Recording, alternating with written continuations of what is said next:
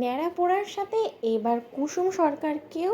সোহা করে দেওয়ার পরিকল্পনা করলো দেবলীনা এবং মেঘা মিলে। হ্যাঁ বন্ধুরা, ভিডিওতে লাইক দিয়ে দেখতে থাকুন। যে মুহূর্তে কিনা ইন্দ্রাণী গাঙ্গুলির সন্দেহ তালিকায় অলরেডি মেঘা চলে আসে এবং ইন্দ্রাণী গাঙ্গুলি যখন বলতে থাকে যে না না না, আমি আয়ুষে এর বিয়ে দিতে বড্ড বেশি তাড়াহুড়া করে ফেলছি, আমাকে একটু হলেও নিজেকে সংযত রেখে আমাকে বুঝে শুনে পদক্ষেপ নিতে হবে, কারণ আমার এবার মেঘার কথোপকথন সমস্ত কিছু শুনে বেশ সন্দেহভাজন বলে মনে হচ্ছে এবং আমার একটু হলেও ওদের এঙ্গেজমেন্ট এবং ওদের বিয়ের মাঝখানে একটু হলেও সময় নেওয়াটা প্রয়োজন এবং আমি মেঘার অগ্নি পরীক্ষা নেব, কারণ আমার কোনো মতে সুবিধার বলে মনে হচ্ছে না মেঘাকে। অন্যদিকে ইন্দ্রাণী গাঙ্গুলি যখন বলতে থাকে যে মেঘা, আজ রাতে ন্যাড়া পরে সমস্ত দায়িত্ব কর্তব্য তোমার কাঁধে আমি তুলে দিলাম, তার কারণ এই বাড়ির হবু বড় বউ হতে চলেছো তুমি, তাই অনুশ্রীর আগে এই সমস্ত দায়িত্ব কর্তব্য তোমাকে পালন করতে হবে এবং এই সমস্ত দায়িত্ব কর্তব্য পালন করতে গিয়ে কোনোরকম কোনো যদি ভুল ত্রুটি হয় তার জন্য কিন্তু তোমাকে শাস্তিও মাথা পেতে নিতে হবে, এই কথাটা তুমি মাথায় রেখো। অন্যদিকে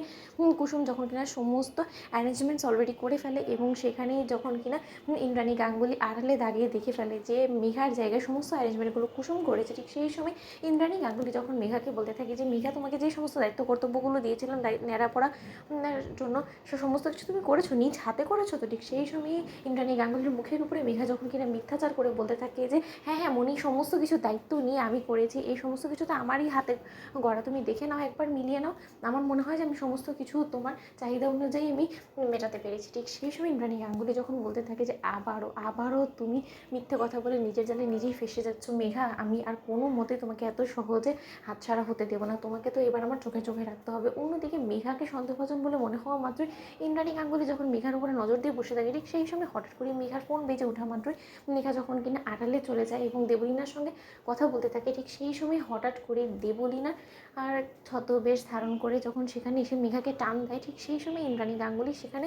মেঘার পেছন করতে করতে সেই অবধি পৌঁছে যাওয়া মাত্র ইন্দ্রাণী গাঙ্গুলি দূর থেকে দাঁড়িয়ে যখন কিনা দেখতে থাকে যে কেউ একজন ছদ্মবেশ ধারণকারী তার সঙ্গে কিনা মেঘা গোপনে কথা বলছে এবং মেঘাকে ইন্দ্রাণী গাঙ্গুলি ফোন করা মাত্রই যখন বলতে থাকে যে মেঘা, তুমি এই মুহূর্তে কোথায় আছো বলো তো, তোমাকে তো এখানে কোথাও দেখতে পাচ্ছি না, কিছুক্ষণের পরই তো আমরা ন্যাড়া পড়াবো। ঠিক সেই সময় মেঘা যখন বলতে থাকে যে মনি, আমি এখানেই আছি, আসলে আমার একটা বিজনেসের ইম্পর্টেন্ট কল করার আছে, ঠিক সেই সময় ইন্দ্রাণী গাঙ্গুলি বলতে থাকে যে কিন্তু আমি যে সচোখে দেখছি যে তুমি অন্য কারোর সঙ্গে ব্যস্ত আছো এবং কিছু একটা তো তুমি ষড়যন্ত্র করছো, সেটা সুস্পষ্ট। অন্যদিকে মেঘা যখন বলতে থাকে যে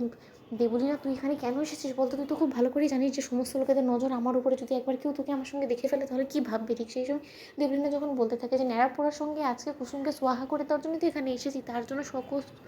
সরঞ্জাম আমি অ্যারেঞ্জ করে নিয়ে এসেছি, তুই শুধু সেই সমস্ত কিছু জায়গা মতন রেখে দে এবং তার পরবর্তীতে তুই দেখ